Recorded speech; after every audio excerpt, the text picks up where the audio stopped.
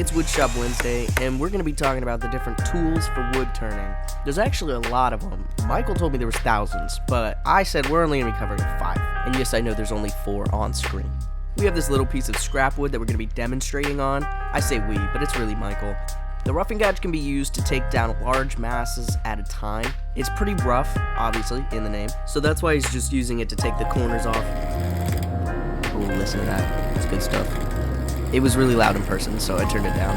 You're welcome.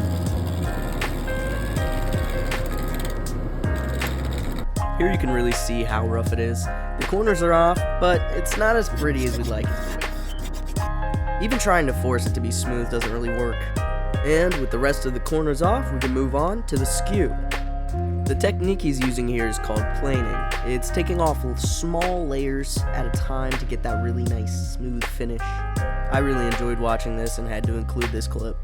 It's not just used for smoothing though, you can also do a V-cut, which Michael is also demonstrating for us. A V-cut is also the beginning to making a bead, which is what Michael was going for. So he's going to keep rounding it off until he gets a perfect curve that he likes.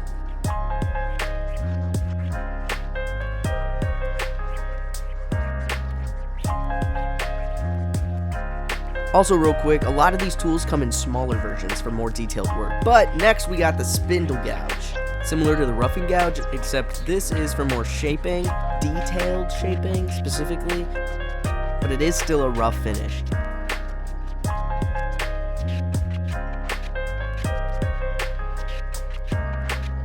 Here's the smaller version. I did tell you earlier that a lot of these come in smaller versions. This one is 1/2 inch. Second to last, we have the scraper. This is for smoothing out all that fancy gouge work we did, making sure we get rid of those lines and make it nice and pretty.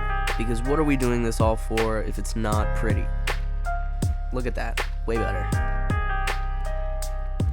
Coming up last is the parting tool. You're going to want to use this when you need to take down the diameter a lot really quickly. It's obviously going to look more rough. You can see that here. It's not fancy. But after some sanding, we're ready to take this off the lathe.